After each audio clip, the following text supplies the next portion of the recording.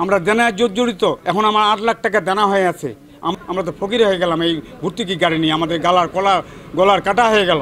অধিক মুনাফা অর্জন করে এই হারভেস্টারগুলো দিয়েছে, যে হারভেস্টারগুলো এত নিম্নমানের এবং পার্টসের মূল্য এত ঊর্ধ্বগতি যে এই হারভেস্টার চালানো আমাদের পক্ষে সম্ভব না। মানে মেশিন নেওয়ার 3 সিজন হলো। 3 সিজন মনে করেন 1 সিজন আমরা চালাইছি, গাড়ির সমস্যার কারণে চালাইতে পারি না। আবার সমস্যা যেটুক সেই সমস্যা মেকার দিতে পারে না। জিনিস কিনতে যাচ্ছি, ডবল জিনিসের দাম চাচ্ছে। সরকার যে আমাদেরকে এই যে ভর্তুকি দিয়ে সরকার যে হারভেস্টারগুলো আমাদেরকে দিল কৃষি যান্ত্রিকরণের জন্য, এই যান্ত্রিকরণটি বেড়ায় ক্ষেত খাওয়ার মতো অবস্থা হচ্ছে। কোম্পানিগুলো অধিক মুনাফা অর্জন করে এই হারভেস্টারগুলো দিয়েছে, যে হারভেস্টারগুলো এত নিম্নমানের এবং পার্টসের মূল্য এত ঊর্ধ্বগতি যে এই হারভেস্টার চালানো আমাদের পক্ষে সম্ভব না। প্রথম বছর আমরা ভালো চালিয়েছি, দ্বিতীয় তৃতীয় বছর এই হারভেস্টার আর চালানো সম্ভব হচ্ছে না। এবার প্রায় 100-রও বেশি হারভেস্টার বসে আছে, আর যেগুলো আছে এগুলো খুব ধুকে ধুকে চলছে। ভর্তুকি পার্সে দিয়ে এই কৃষি কর্মকর্তাদেরকে তদারকি করার জন্য বিনীতভাবে অনুরোধ করছি এবং এই ব্যাপারে হস্তক্ষেপ গ্রহণ করার জন্য মাননীয় প্রধানমন্ত্রীর আমি দৃষ্টি আকর্ষণ করছি। আমরা সরকার যখন এই মেশিনগুলো আমাদেরকে দেয়, সরকার এবং কোম্পানি উভয়ে মিলে দেয়। 50% সরকার দেয় এবং 50% কোম্পানির কাছে আমরা দায়বদ্ধতার মধ্যে থাকি।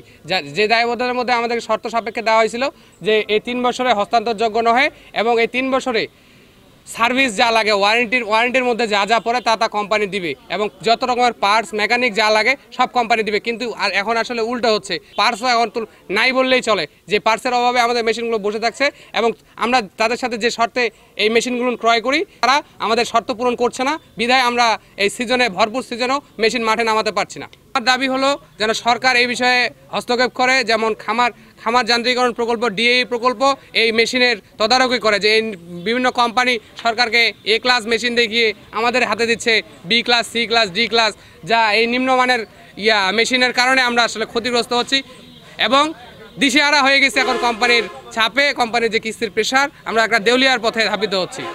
40% বেশি গ্লো, বিশ্বের 1 নম্বর গ্লো ক্রিম, নতুন গ্লো এন্ড লাভলি।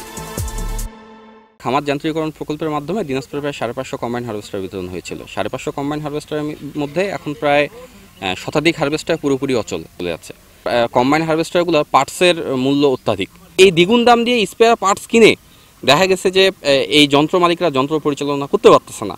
ফলাফলস্বরূপ এই যন্ত্রগুলা বিকল হয়ে মাঠেই পড়ে থাকতেছে বা মেশিন সর্বোচ্চ 1 সিজন বা 40 দিন সর্বোচ্চ ভালো চলতেছে, পরের বছরই এই মেশিনটা আর ভালোভাবে চলছে না।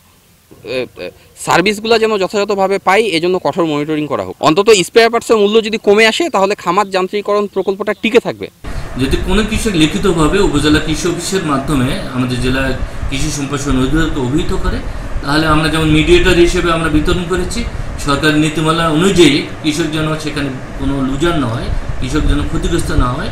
কৃষকের যে সমস্যা যদি কোথাও থেকে থাকে আমরা সেটা সমাধানের সর্বোচ্চ প্রচেষ্টা চালাবো, সেটা লিখিতভাবে আসতে হবে। লিখিত কোনো অভিযোগ আমরা পাইনি। আমরা লিখিত অভিযোগ পাইলে নিঃসন্দেহে আমরা ইনশাল্লাহ সেটাকে সমাধানের সর্বোচ্চ প্রচেষ্টা চালাবো। আমরা কিন্তু বুঝতে পারিনি যে এই ভর্তুকির গাড়ি এই অবস্থা হবে। আমরা তো সেইভাবে সরল সোজাভাবে নিছি, কিন্তু ঘটনা হচ্ছে যে 1 সিজন পরেই যে খারাপ হওয়া শুরু করছে। এখন তো দেখছি আমাদের সর্বশান্ত, আমরা দেনায় জর্জরিত। এখন আমার 8 লাখ টাকা দেনা হয়ে আছে। আমরা তো ফকির হয়ে গেলাম এই ভর্তুকি গাড়ি নিয়ে। আমাদের গলার কাটা হয়ে গেল।